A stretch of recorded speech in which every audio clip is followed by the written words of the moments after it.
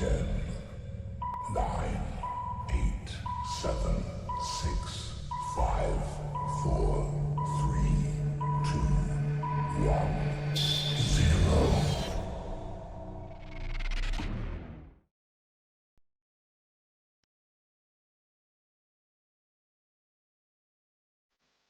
สบายดีบรรดาท่านนักสอบเสิ่งการขับขี่ทุกท่าน ต่อไปนี้จะเป็นการนำเสนอรูปแบบเส้นทาง สนามสอบเสิ่งซึ่งมีทั้งหมด 10 จุดดังต่อไปนี้ จุดที่1การเตรียมพร้อมก่อนเคลื่อนรถออก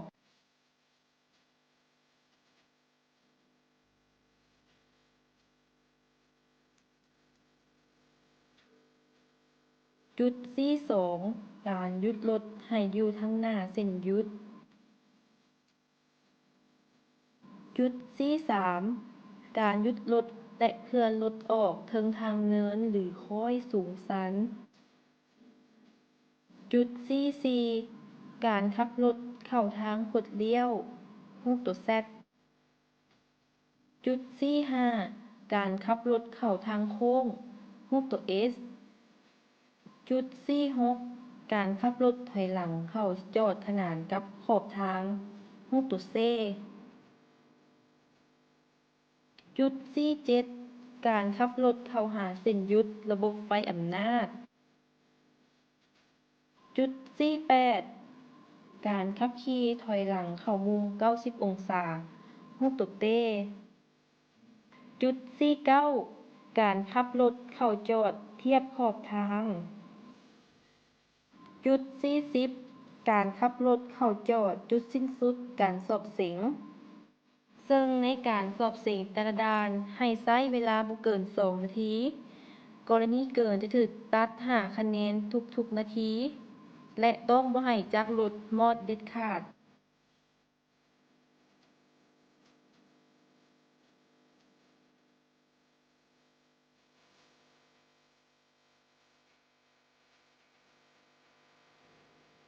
การเตรียมตัวให้พร้อมก่อนเคลื่อนรถออก กวดกาตำแหน่งเกียร์ให้อยู่ตำแหน่งวาง พร้อมทั้งใส่สายรัดนิรภัยให้เรียบร้อย ให้นักสอบเสิ่งปรับเบาะนั่ง ปรับแว่นด้านข้างและแว่นหลังให้เหมาะสม เมื่อพร้อมแล้วก็ให้ติดจักรรถปลดเบรกมือก่อนเคลื่อนรถออก จุดที่การเตรียมพร้อมก่อนเคลื่อนรถออก จากจุดเริ่มต้นให้เปิดไฟสัญญาณเลี้ยวซ้าย ก่อนรถออกจุดเริ่มต้น3 วินาที และค่อยเคลื่อนรถออก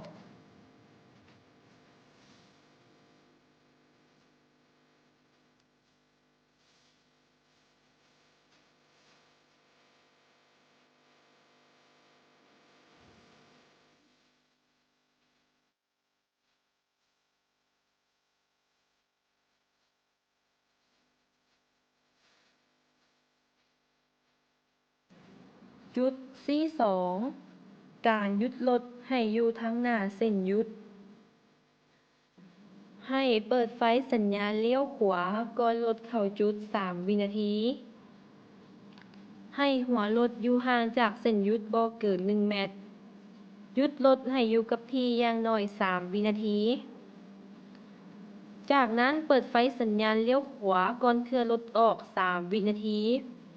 และให้ปิดไฟสัญญาณเลี้ยวขวาหลังจากรถเคลื่อนออก3 วินาที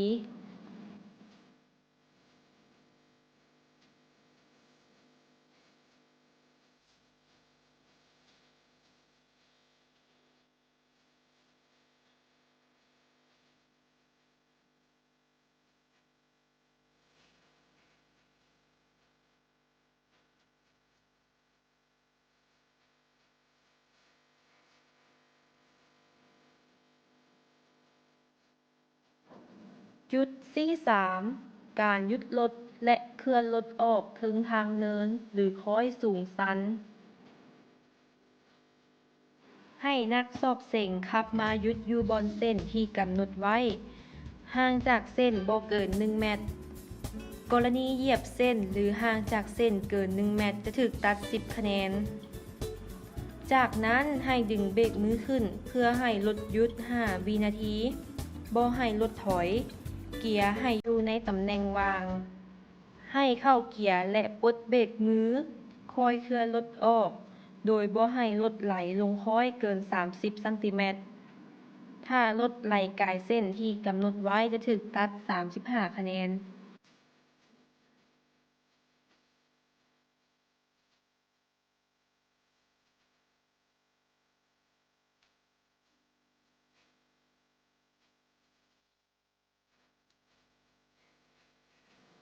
จุดที่ 4 การขับรถเข้าทางคดเลี้ยวรูปตัว Z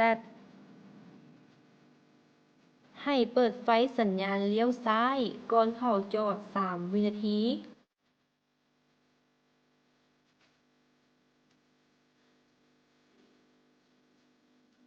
ให้ขับรถเข้าไปตามทางที่กำหนดไว้ โดยบ่ให้เหยียบเส้นขอบทาง ดาดขอบทางและขึ้นขอบทางเด็ดขาด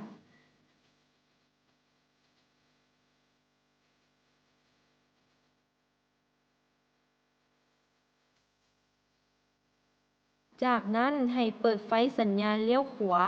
ก่อนออกจากจุด 3 วินาที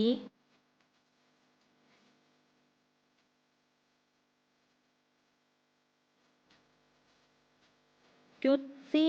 5 การขับรถเข้าทางโค้งรูปตัว S ให้เปิดไฟสัญญาณเลี้ยวซ้ายก่อนเข้าจุด 3 วินาที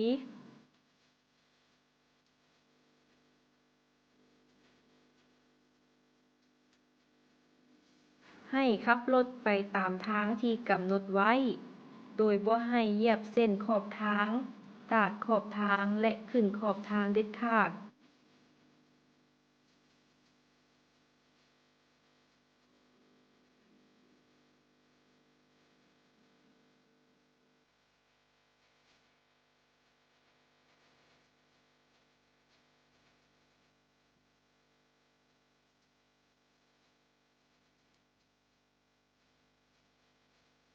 จากนั้นให้เปิดไฟสัญญาณเลี้ยวขวาก่อนออกจากจุด 3 วินาที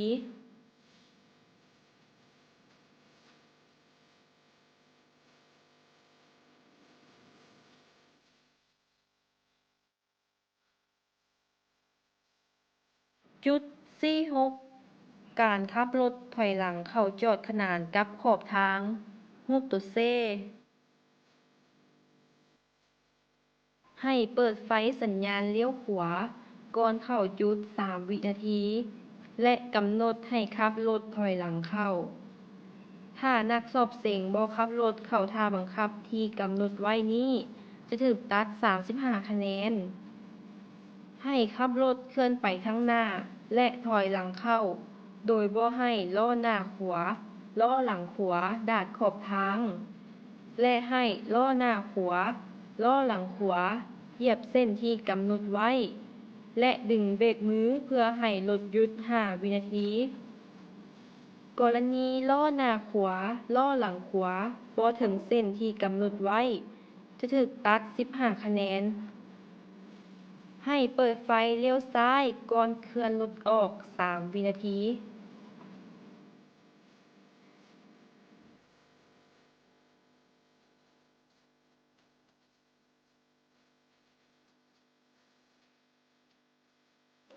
จุดที่ 7 การขับรถเข้าหาเส้นหยุดระบบไฟอำนาจ ถ้าว่าพบทางแยกบ่ว่าสิเป็นทางแยกระบบไฟอำนาจ หรือทางคนย่าง และป้ายจราจรอื่นๆก็ตาม ให้หยุดรถ โดยบ่ให้หัวรถเหยียบเส้นหรือห่างจากเส้นบ่เกิน 1 เมตร เมื่อนักสอบเส็งเห็นสัญญาณไฟเขียวแล้ว ให้เปิดไฟสัญญาณเลี้ยวซ้าย เคลื่อนรถออกภายในเวลา 3 วินาที หากนักสอบเส็งละเมิดไฟอำนาจจะถูกตัด 35 คะแนน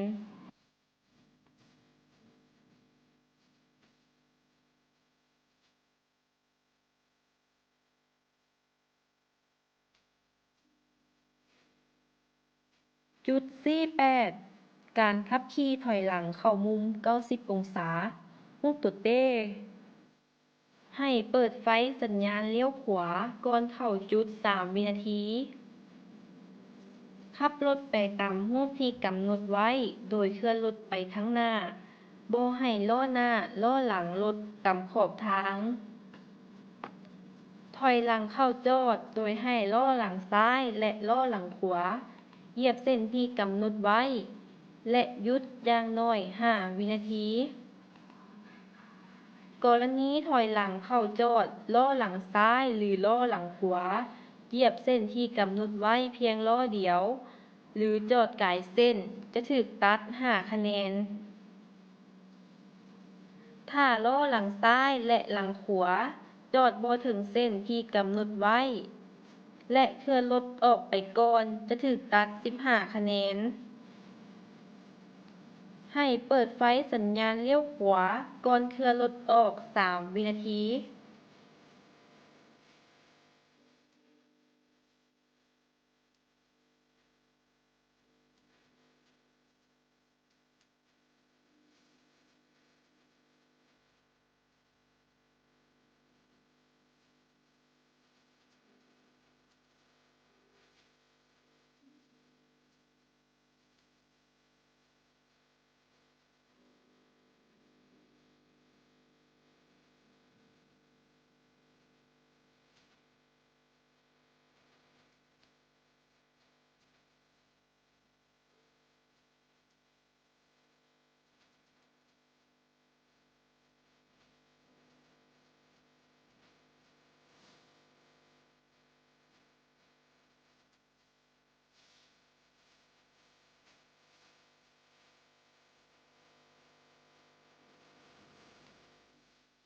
จุด 49 การขับรถเข้าจอดเทียบขอบทาง ให้เปิดไฟสัญญาณเลี้ยวขวาก่อนที่จะเข้าจอดในบอนที่กำหนดไว้ 3 วินาที หยุดรถให้ขนานกับเส้นขอบทางในระยะ 30 เซนติเมตร และให้หัวรถห่างจากเส้นหยุดบ่เกิน 1 เมตร ให้ดึงเบรกมือเพื่อให้รถหยุด 5 วินาที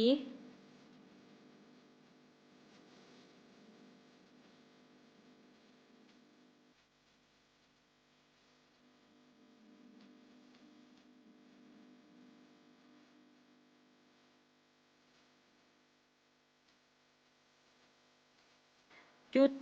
40 การขับรถเข้าจอด จุดสิ้นสุดการสอบเส็ง